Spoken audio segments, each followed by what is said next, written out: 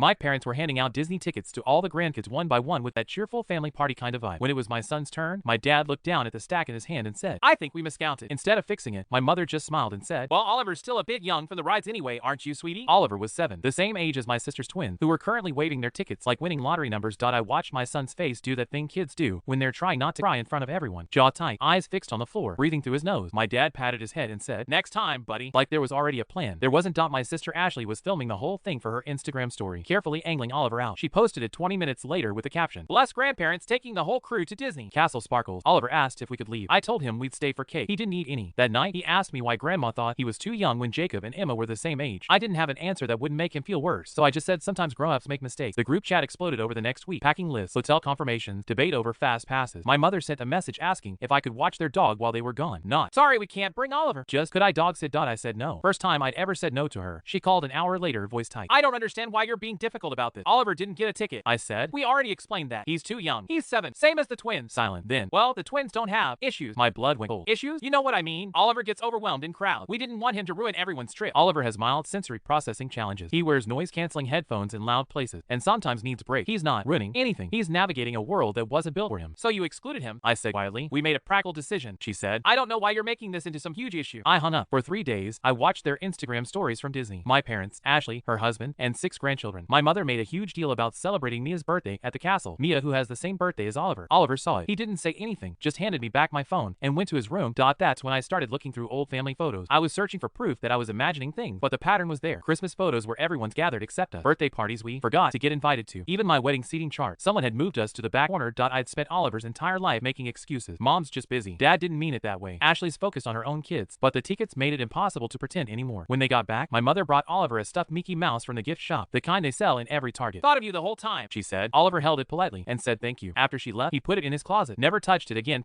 2 weeks later was Oliver's school talent show. He'd been practicing a piano piece for months. I invited my parents and Ashley. They all said yes. The morning of the show, my mother texted, "Something came up with Emma's soccer tournament. Have to miss Oliver's thing. Tell him we're sorry." Emma's soccer tournament was 3 hours away, and not until the following weekend. I checked the league website. I didn't respond. I just turned off my phone and took Oliver to his show. He played beautifully. When he finished, the room erupted in applause. He searched the crowd for my face and smiled when he found me in the front row. That night, I drafted a message to my mother. "You've taught Oliver that he's too much. Too young, too sensitive, too complicated. I won't watch you do that anymore." I deleted it. Then I wrote a simpler one. "We won't be coming to family events for a while." My mother called immediately. I didn't answer. Ashley texted, "Are you seriously going to keep Oliver from his family over a misunderstanding?" I typed back, "You mean the family that keep forgetting he exists?" She didn't respond. We spent Thanksgiving alone that year. I made too much food, and we watched movies in our pajamas. Oliver asked if Grandma was mad at us. "No," I said. "We're just taking a break." He looked relieved. Then he asked if we could do Thanksgiving like this every year. I realized he'd never felt that relaxed at a family gathering in his life.